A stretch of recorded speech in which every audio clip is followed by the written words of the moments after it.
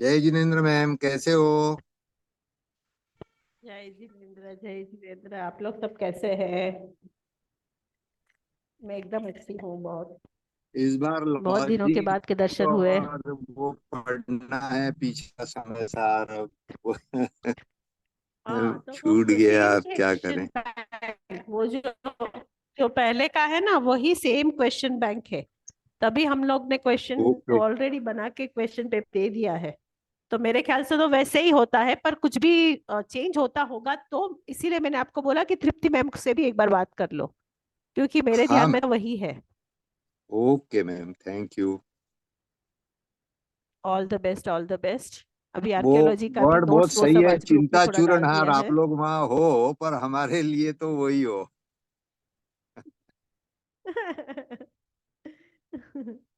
नहीं नहीं, हो जाएगा। आप तो एकदम क्या बोलते, पुरुषार्थ करने वाले जीव हो। ऑल द टाइम एक्टिव हो, इतने ज्ञानी हो। तो आपके लिए तो बाएं हाथ का खेल है। तब तो ऐसा टाइम आ गया कि आपको घर में फंक्शन था, इसीलिए आप अटेंड नहीं कर पाए। अभी हो जाएगा, हो जाएगा। ये चलो होने खुशबू के जी। बाद हमारे नगर परीक्षा बोर्ड की एग्जाम देने के मानस से आगे बढ़ना है। बट अच्छा। बीच में अगर पीएचडी ज्वाइन किया तो फिर छोटे कोर्स नहीं करूंगा। अच्छा, तो वहाँ क्या होता है कोर्स में? वहाँ विशारद शास्त्री आचार्य की एग्जाम्स होती है, हाँ जो हाँ हाँ। आदित्य ने सब दे दी है लगभग। अच्छा अच्छा अच्छा, वेरी गुड वेरी गुड।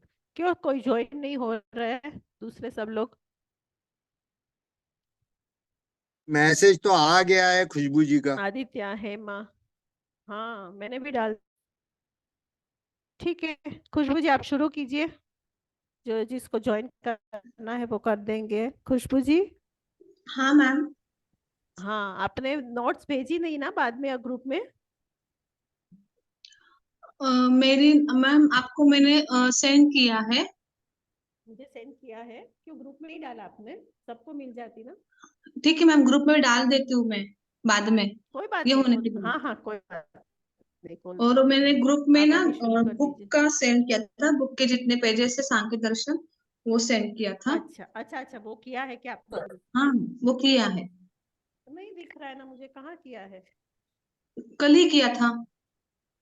किया था क्या? तो मेरा हम्म। ध्यान नहीं होगा शायद। अच्छा, तो वो नया वाला है क्या आपने?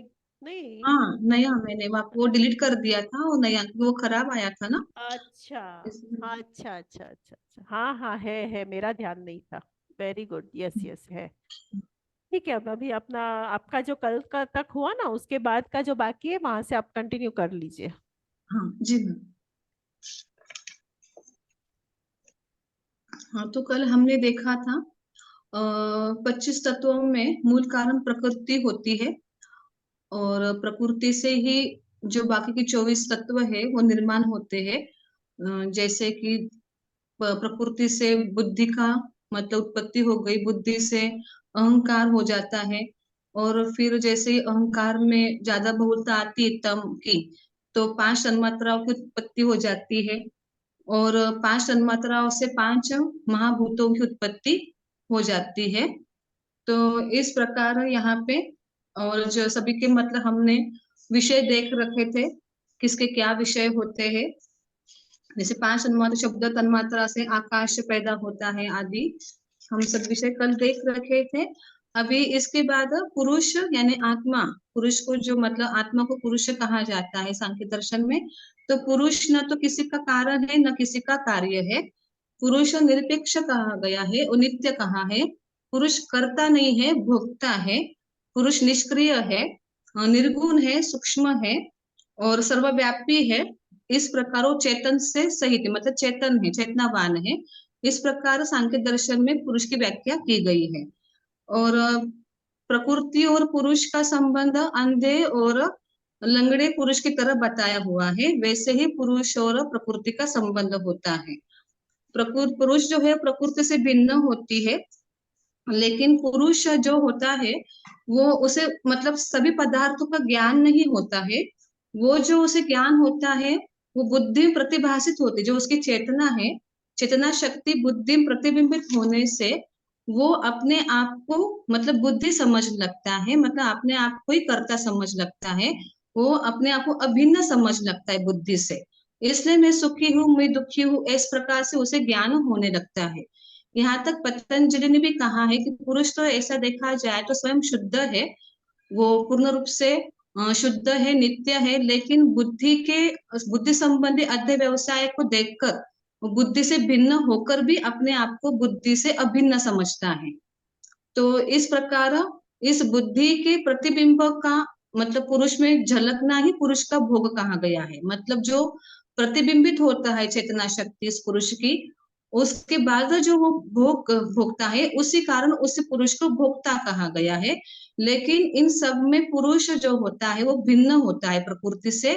और जब इस बात का उसे ज्ञान होता है कि मैं प्रकृति से भिन्न हूँ, मैं बुद्धि अहंकार आदि सभी से भिन्न हूँ, तभी उस बात की वो भिन्न जब ज्ञान होता है तो वही मुक्ति कहलाती है। वो जो ज्ञान होता है वो ज्ञान मतलब वो सांख्य दर्शन, उसे विवेक ख्याति कहा गया है। विवेक ख्याति शब्द उसके लिए आया हुआ है। विवेक ख्याति मतलब जब पुरुष को अपना ज्ञान होता है कि मैं इन सभी प्रकृति से भिन्न हूँ, उसी बात को मोक्ष कहा गया है, उसी बात को मुक्त कहा गया है। तो उसके बाद जो उसकी अवस्था होती है तो वही मोक्ष है। तो यहाँ पे दो प्रकार की मुक्ति कही गई है, जीवन मुक्ति और विदेह मुक्ति। तो शरीर में रहते हुए भी पुरुष मतलब इससे ममत्व हटा लेते, शरीर में रहते हुए भी, तो उसे जीवन मुक्ति कहते हैं। और देहांत के बाद जब मुक्त पुरुष का शरीर भी नष्ट हो जाता है तो उसे विदेह मुक्ति कहते हैं। तो तात्पर्य बस इतना ही यहाँ पर है।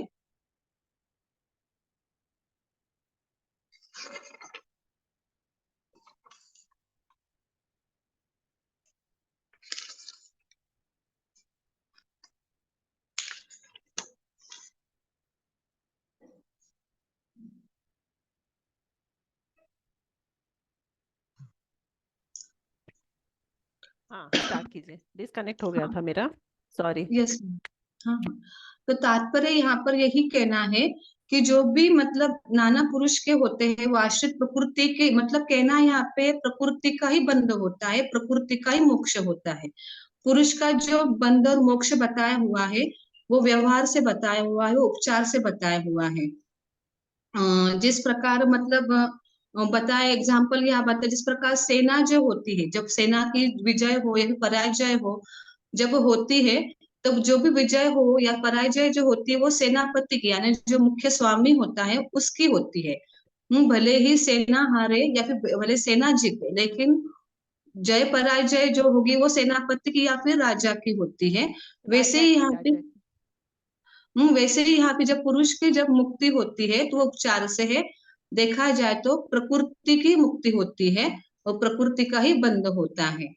और वो जो विवेक ख्याति से उसे जो ज्ञान होता है, वैराग्य आता है पुरुष को, और जो विवेक ख्याति होती है वही पुरुष की मुक्ति कहा गया है। जैसे एक नटी होती है, वो अपना नृत्य दिखाकर चली जाती है, वैसे ही प्रकृति भी अपना क्या करती है, रंगभूमि में अपना स्वरूप दिखाकर निकल जाती है, पुरुष से मुक्त हो जाती है। तो यही मेन आए हुए हैं। तो यहाँ पे तीन प्रकार के दुख है जो पुरुष जिन दुखों से पीड़ित होता है, वो तीन प्रकार के दुख बताए हुए, आध्यात्मिक, आदि भौतिक और आदि दैविक। आध्यात्मिक दो प्रकार का बताया हुआ है, शारीरिक और मानसिक। शारीरिक मतलब वात पित्त कफ की विषमता से उत्पन्न होने वाला जो भी दुख होता है वो शारीरिक दुख है। और मानसिक दुख मतलब काम क्रोध लोभ मोह ईर्ष्या आदि सभी से उत्पन्न होने वाला जो भी दुख होता है वो मानसिक दुख है।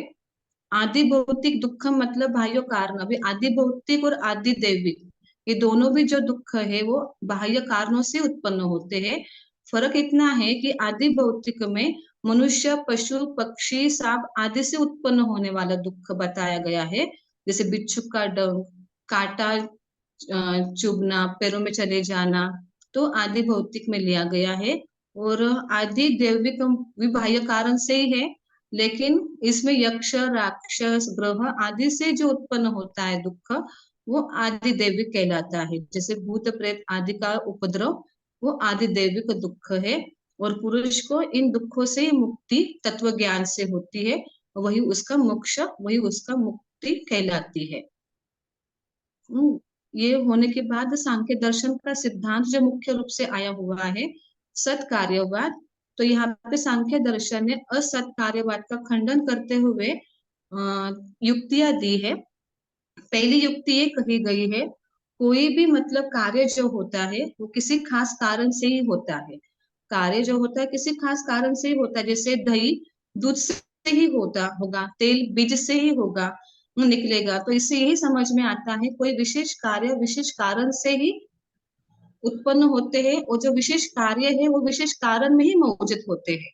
नहीं तो किसी भी कारण से कोई भी कार्य उत्पन्न होने की संभावना रहती है। जैसे मिट्टी से कहो या फिर कंकड़ से कहो, तेल निकाल सकते थे, लेकिन हम ऐसा देखते नहीं है। तो ये पहली युक्ति दी है। उसके बाद उन्होंने कहा कपड़े है से कि घड़ा बनाना। हाँ, हाँ। उसके बाद दूसरी युक्ति दी है, कार्य जो होता है वो सूक्ष्म रूप से अपने कार्य में विद्यमान रहता है। मतलब कार्य होता है वो उत्पन्न होने से पहले अव्यक्त अवस्था में ही रहता है। ये दूसरी युक्ति दी है। तीसरी युक्ति उन्होंने दी है, कार्य सचमुच कारण में अविद्यमान रहता, अगर नहीं रहता तो असत से सत की उत्पत्ति हो जाती। जैसे शून्य से भी क्या हो जाता, वस्तु उत्पन्न हो जाता, वस्तु का प्रादुर्भाव हो जाता, लेकिन ऐसा हम होते हुए दिखाई मतलब नहीं देता है, असंभव है। उसके बाद उन्होंने आगे युक्ति दी है, कार्य जो होता है वो कारण से भिन्न नहीं होता है, अभिन्न होता है। जैसे कपड़ा होता है वो अपने धागों से भिन्न नहीं है, टेबल जो होता है वो अपनी लकड़ी से भिन्न नहीं है, मिट्टी का घड़ा जो होता है वस्तुतः मिट्टी होती है। इस प्रकार जो कार्य होता है अपने कारण से कभी भिन्न होता नहीं है। फिर बाद में कहा है उन्होंने, यदि कार्य कारण में विद्यमान नहीं रहता यानी अविद्यमान रहता, तो फिर किसी भी प्रयत्न से वो कभी भी आविर्भाव उसका होता ही नहीं, कितना भी प्रयत्न करो तो भी क्या नहीं होने वाला, उस कारण से कोई भी कार्य की उत्पत्ति होती ही नहीं। तो इस प्रकार जो कार्य होता है वो कार्य कारण में विद्यमान ही रहता है। तो यही इस प्रकार यहाँ पे सांख्य दर्शन ने इस प्रकार निष्कर्ष पहुंचते हैं कि कार्य जो होता है, कार्य की जो अभिव्यक्ति होती है वो पहले से ही कारण में विद्यमान रहती है। इसी सिद्धांत को सत्कार्यवाद कहा गया है। और सांख्य की और एक बात महत्वपूर्ण आती है, सांख्य ने आत्मा को अनेक संख्या से मतलब माना है। एक जैसे वेदांत ने एक ही आत्मा मानी है, लेकिन सांख्य दर्शन ने अनेक आत्मा मानी है। उन्होंने भी अनेक आत्मा का सिद्धांत स्वीकार किया है। वो कहते हैं कि अगर अनेक आत्मा का मतलब अस्तित्व स्वीकार नहीं करेंगे, तो जैसे कोई मृत्यु मतलब कोई किसी व्यक्ति की मृत्यु हो गई है तो सभी व्यक्तियों की मृत्यु हो जाती, कोई बालक जन्मा है तो सभी का जन्म एक साथ हो जाता, कोई बीमार है तो सभी एक साथ बीमार हो जाते। तो इस प्रकार यहाँ पे अनेक आत्माएं हैं, एक आत्माएं नहीं होती है। तो अनेक आत्माएं का सिद्धांत मतलब अस्तित्व स्वीकार किया है। और मुक्ति का स्वरूप क्या बताया कि जब विकार जी नहीं रहते हैं, जी मैम।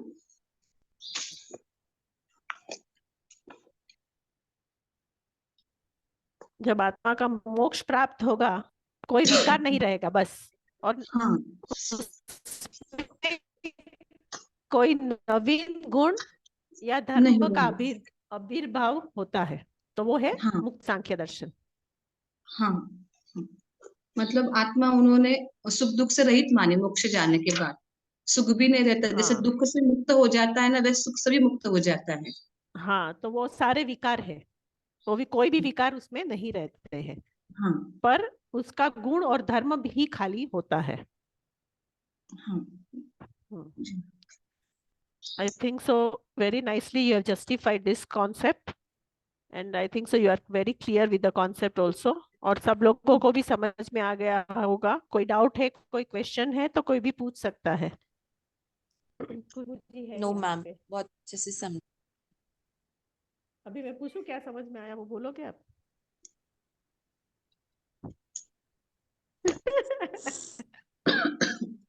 नहीं पूछूंगी, डरो मत। अंकल जी कुछ पूछना चाहते हैं? मैम मेरे को ये पूछिए पूछिए। बहुत इजी लगता है, सांख्य दर्शन, योग दर्शन, ये सब। तो वो सबसे कर लो। टफेस्ट तो मीमांसा दर्शन है मैम। यस मैम, मीमांसा बहुत ही टफ है, मतलब वो तो मैंने अ, पढ़ा ही नहीं था मैम एग्जाम टाइम पे। वो पढ़ पढ़ के इसीलिए मैं देखो इतनी आपके नसीब में घबरा आ गई गया, थी तो कुछ फिर भी मैंने वो छूट नहीं छोड़ दिया। जाए।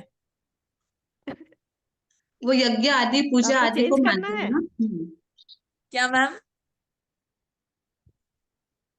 ठीक है, इस बहाने आपकी स्टडी हो जाएगी, और आपको तो देख के ही पढ़ना है, अब देख के ही समझाना है, खाली समझना है। इसके लिए मैंने आपको और भी 1 हफ्ते का टाइम दे दिया। नेक्स्ट वीक हम यस लोग मैम। कब मिलेंगे? Thursday, Friday, Saturday.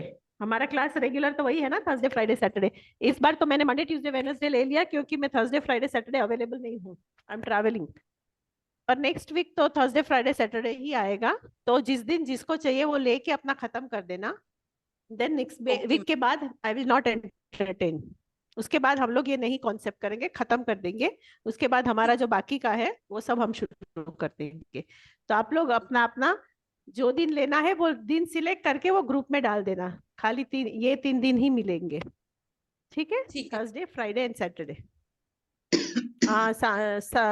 Shantilal ji, आपको कुछ पूछना था ना, पूछिए। हाँ, अनेक आत्मा वाला कॉन्सेप्ट क्या है वो थोड़ा सा मुझे नहीं समझा मैम। हाँ हाँ, खुशबू जी।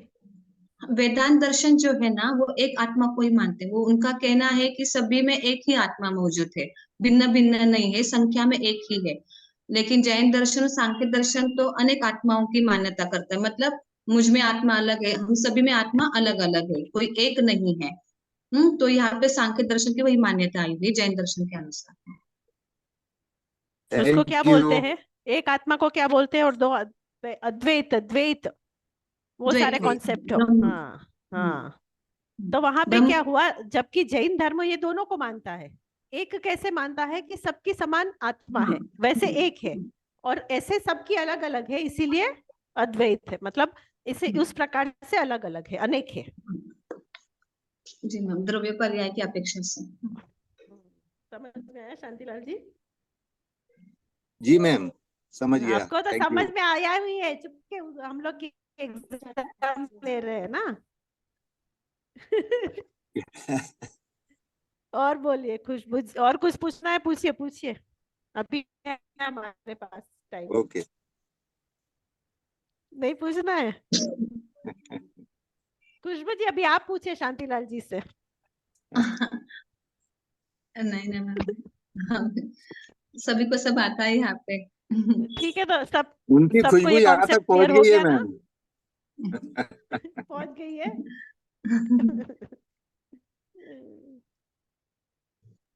और कोई, और कुछ बोलना है, और कुछ करना है? तो क्वेश्चन बैंक में अभी डाल बना दूंगी वेरी शॉर्टली, और ये सारे कॉन्सेप्ट भी आपके उसमें आएंगे। तो उसको है ना, ये सारे कॉन्सेप्ट बहुत बड़े हैं, तो उसको इतने बड़े रूप में हम नहीं ले सकते। तो उसके रिलेटेड हम I will select some part of that question. अगर आपको कोई सजेस्ट करना है तो आप भी कर सकते हो, जो दर्शन आपने एक्सप्लेन किया उसके रिलेटेड, कि आपको क्या अच्छा लगता है। तो उस हिसाब से वही पोर्शन उतना ही क्वेश्चन बैंक में मैं डालती हूँ। क्योंकि देखो इतना सारा चीज है, और आपने आंसर भी जो भेजा है ना वो 13 पेजेस का है खुशबू जी। तो उतनी सारी चीजें पढ़ेंगे तो 10 मार्क के लिए लिख सकते हैं, 12 मार्क्स के लिए लिख सकते हैं, वो कॉन्सेप्ट, वो प्रॉब्लम नहीं है। तो वहां सारी चीजें तो हम नहीं ले सकते, तो सिलेक्टेड पार्ट भी लेना पड़ेगा। तो उस हिसाब से if you people want to suggest for your own philosophy, तो वो भी आप मेरे को शेयर कर सकते हैं, ठीक है? और अगर हो सके तो जो जो आपने अपनी अपनी असाइनमेंट बनाई है ना, उसको हो सके तो जिसके पास पॉसिबल है तो अपना जो आंसर दे रहे हैं ना वो आप टाइप करके भेजो ना, तो it will be like nice contribution. अगर इट इज नॉट कंपल्सरी, पर इट इज अ सजेशन। अभी जिसने नहीं किया वो ऐसे ही भेजो टाइप करके, तो वो अच्छा रहेगा। अंडरस्टूड? मैम, यस जो इंटर्नशिप करना चाहते हैं उनके लिए कुछ गाइडेंस है? इंटर्नशिप करना चाहते हैं उसके लिए गाइडेंस? डिसर्टेशन नहीं करना है आपको? अच्छा, तो आपके मतलब आपके एरिया में कोई भी बहुत मतलब वहां पे आपने सर के साथ तो डिस्कस किया होगा ना कि वहां जाके आपको उस वहां का रिपोर्ट बनाना है, बस वहां क्या क्या एक्टिविटी होती है, क्या होता है। जैसे Aditya, I think so you are also taking internship, no? Yes ma'am, मैं अभी भी थोड़ी कंफ्यूज हूँ, पर प्रोबेबली अच्छा, इंटर्नशिप ही करूंगी मैम मैं। And what about you Khushboo? Ma'am internship है। इंटर्नशिप मतलब वहां जाके आपको रह मतलब वहां का रिपोर्ट बनाना है, तो आप अपने आसपास, घर के आसपास जो भी चीज है, जो भी इंस्टीट्यूशन है, या जो भी स्पिरिचुअल या रिलीजियस वो चल रहा है ना, तो उसके ऊपर कर सकते हैं। अभी आपने क्या बोला शांतिलाल जी, कहीं का आपने बोला ना मैम कि वहां पे ये पंडित का वो सब चल रहा है कोर्स। आप अपने अभी आपने कुछ बोला ना मुझे। हाँ, वो चीज अलग है मैम। मैं इंटर्नशिप के लिए कुछ अलग सब्जेक्ट सोच रहा था, तो वो मैं डिस्कस करना चाह रहा था कि भाई मुझे उसमें एक्चुअली करना क्या होगा, ये मुझे थोड़ा आपको गाइडलाइन। आपको क्या करना होगा कि जो भी सपोज फॉर एग्जांपल कि हमारा ये जेजीआई जैन कॉलेज है, ठीक है, तो ये एक इंस्टीट्यूशन है। तो ये इंस्टीट्यूशन के अंतर्गत ऐसे कोई धार्मिक कोई इंस्टीट्यूशन रहेगा, या कोई चीज ऐसी जगह रहेगी ना जहाँ पे वो धर्म की क्रियाएं होती है, तो वहां जाके आपको वहां क्या क्या होता है, कैसे मैनेजमेंट होता है, क्या क्या सब डिविजन्स होते हैं, वो कैसे काम करता है, उसका ध्येय क्या है, फिर उसका उसमें कितने जन काम करते हैं, वो सारी चीजों को इकट्ठा करके आपको उसको पूरा रिपोर्ट बनाना है। मतलब आपने वहां के अंदर और बाहर की जो सारी क्रिया है ना, उसको एकदम डिटेल में जान के उसके बारे में आपको लिख के सबमिट करना है, बस वही है। तो ये आप जो बोल रहे हैं पंडित का कोर्स के वो सब जो चल रहा है, तो वो भी कोई इंस्टीट्यूशन ही होगा, या कोई स्पिरिट रिलीजियस मंदिर होगा, या कोई धर्मशाला हो, मतलब धर्मशाला तो नहीं बोल सकते, पर जहाँ मुनि साधु रहते हैं ना, तो वहां पे ऐसा कोई इंस्टीट्यूट हो तो वहां पे भी जाके आप कर सकते हो। या कोई आपको पर्टिकुलर प्लेस।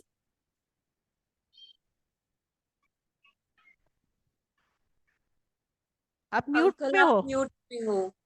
यहाँ पे बात कर रहे हो तो आप म्यूट में हो। जैसे गांव में साधु संत चातुर्मास के अलावा विचरण करके आते हैं, उनके साथ 15-20 दिन रहने का मौका मिलता है और कोई सब्जेक्ट को लेके उनके साथ डिटेलिंग में चर्चा होती है, तो क्या वो इंटर्नशिप का विषय हो सकता है? पर वो जगह का नाम क्या दोगे? Institution sorry. कुछ तो होना चाहिए ना।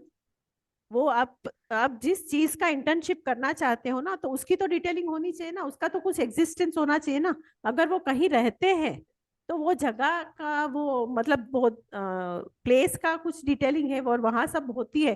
धर्म की खाली चर्चा चलती है तो वो आप इंटर्नशिप नहीं बना सकते उसका।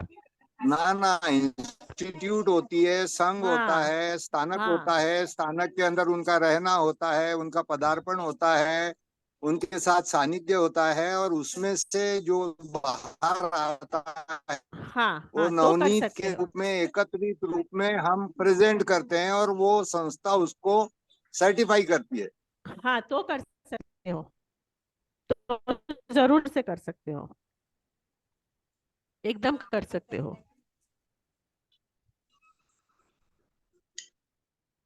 एकदम कर सकते हो। तो फिर आप उसमें ही ना कुछ रिपोर्ट भी डाल सकते हो, रिपोर्ट में कुछ आप इंटरव्यू भी ले सकते हो माँ साहेब जी के, या जो ज्ञान चर्चा हुई कि आपने ये क्वेश्चन पूछा था उसके रिलेटेड ये जवाब आया, तो वो सारी रिपोर्ट भी आप वहां पे डाल सकते हो, अपने रिपोर्ट में डाल सकते हो। ओके मैम, बिल्कुल बढ़िया। हम्म, ठीक है। और कुछ? जय जिनेन्द्र, बाय एवरीवन, जय see you Jinendra next ma'am. Week. जय Jinendra. All of you be prepared and finish your presentation. Bye bye. Okay ma'am, bye bye. Khushboo ji का अच्छा रहा आज, बढ़िया।